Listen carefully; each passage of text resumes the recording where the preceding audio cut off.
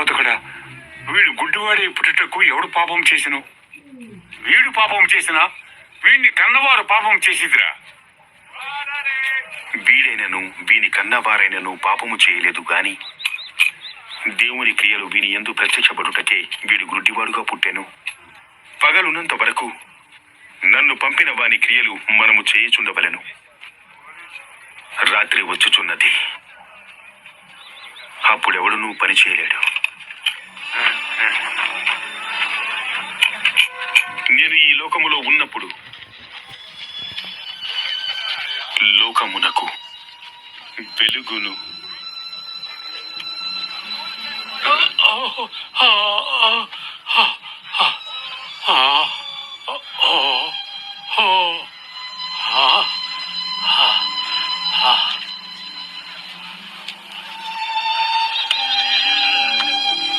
ఆయన ఇట్లు చెప్పి నేల మీద ఉమ్మిని వేసి ఉమ్మితో బురద చేసి వాని కన్నుల మీద ఆ బురద పూసెను.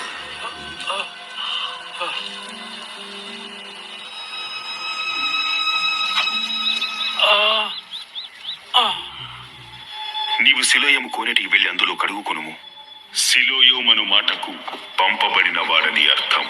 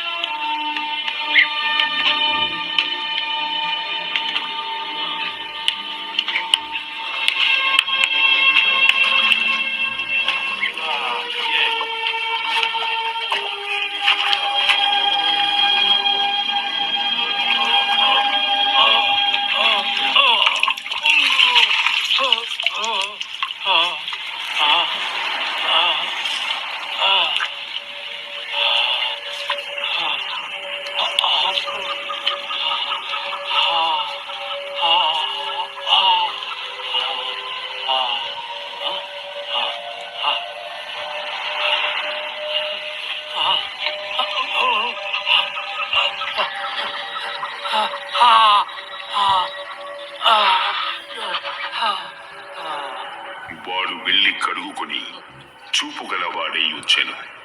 కాబట్టి పొరుగువారును వాడు భిక్షకుడని అంతకు ముందు చూచిన వారును వీడు కూర్చుండి భిక్షమెత్తుకుని వాడు కాడా? వాడు వీడు కాడు, వీడి పోలికై ఉన్న ఒకడు. నేనే.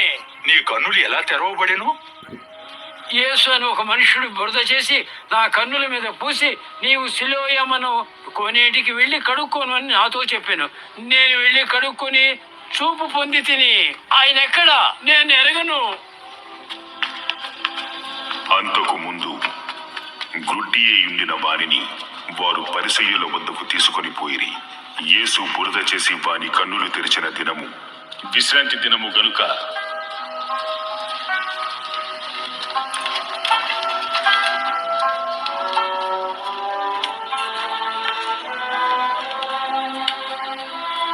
వాడెలాగు చూపు పొందెనో దానిని గూర్చి పరిసయ్యులు కూడా వారిని మరలా అడుగగా, నా కన్నుల మీద ఆయన బురద పూయగా నేను వెళ్ళి నీళ్లతో కడుక్కొని చూపు పొంది తిని. ఆ మనుష్యుడి విశ్రాంతి దినమును ఆచరించుడే లేదు కనుక దేవుని వద్ద నుంచి వచ్చిన వాడు కాడు. పాపి అయిన మనుష్యుడు ఇలాంటి సూచక క్రియలు ఎలాగు చెయ్యును? ఇట్లు వారిలో భేదము పుట్టెను.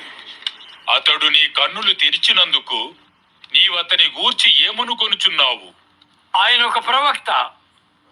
వాడు గుడ్డివాడయుండి చూపు పొందెనని యూదులు నమ్మక చూపు పొందిన వాని తల్లిదండ్రులను పిలిపించి, గుడ్డివాడై పుట్టినని మీరు చెప్పిన మీ కుమారుడు వీడేనా?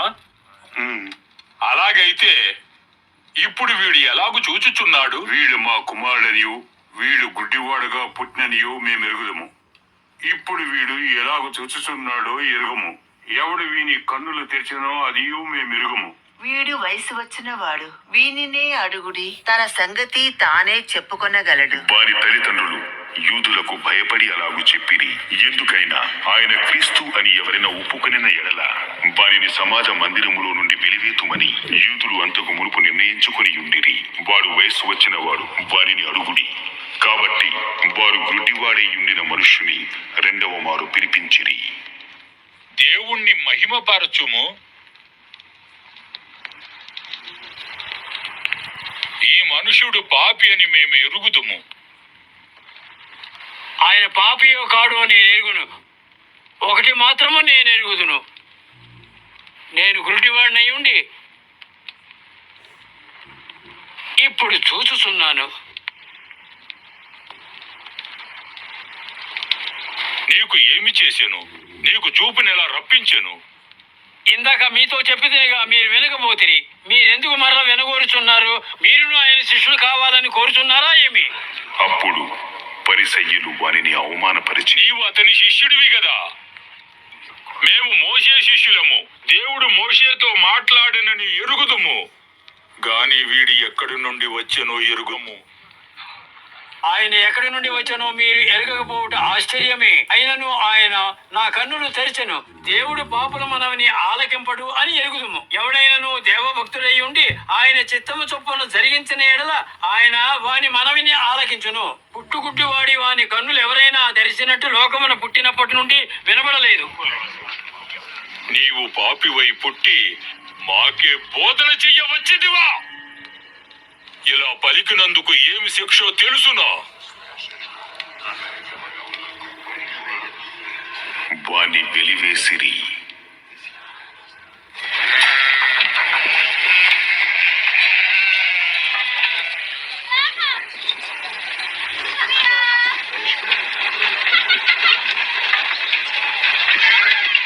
పరిసయ్యులు వారిని వెలివేసిరని యేసు విని వారిని కనుగొని, నీవు దేవుని కుమారుని యందు విశ్వాసం ఉంచుచున్నావా?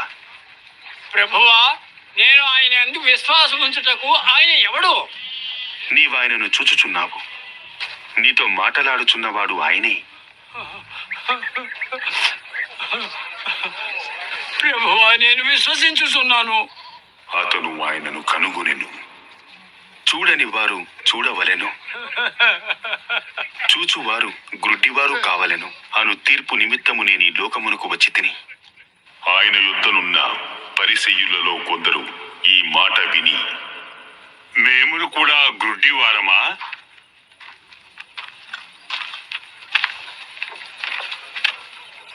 మీరు గ్రుడ్డివారైతే మీకు పాపము లేకపోవును, గాని చూచుచున్నామని మీరిప్పుడు చెప్పుకొనుచున్నారు కనుక మీ పాపము నిలిచి ఉన్నది.